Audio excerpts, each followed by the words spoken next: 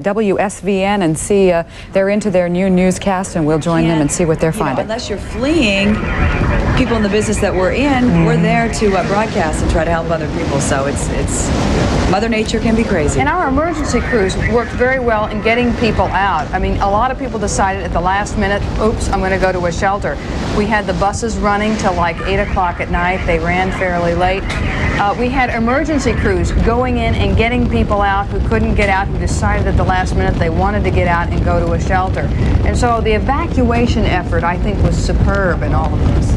There's one wonderful thing about a hurricane, and that is that it really gives you time to prepare. Unlike earthquakes and tornadoes that just come out of nowhere and when you least expect them, at least with a hurricane, if you act responsibly and if you're given and get enough information, you can do things that can save your life and save the life of your families. And I think this is a hurricane that, if nothing else, has proven just that if we do those things, we can't avoid it. I feel bad for the people of California or the people of Kansas who have to deal with earthquakes and tornadoes respectively, because they don't get this kind of warning. They're not told that you have 24 hours or 48 hours and you can prepare and you can do this or you can do that. Sometimes with a tornado, you do get some warnings. I remember spending many nights in the basement waiting for a tornado and watching it develop and go overhead. So I mean, it does happen with the tornado, right, but not like this. Although looking back, if you could have redone it, did you do all you would have liked to have done to prepare for this? I know in my situation with my house, I didn't. For example, I didn't have enough time to take the awnings off. I don't know what happened, but I suspect I have no awnings when I go back home.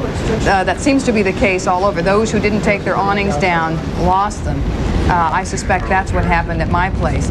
I would have reinforced the doors a little better. When I heard that it was going to be a Category 5 storm, I thought, I haven't done enough. There is no way. What I did to my place would not have withstood a Category 5 storm. Or at least that it could have been. It had the possibility of becoming a Category 5. That's right. We thought for sure it would be at one point. At one point, we were only 5 miles off from being a Category 5, and I remember thinking, boy, it's gaining strength. It's still got the Gulf Stream ahead of it.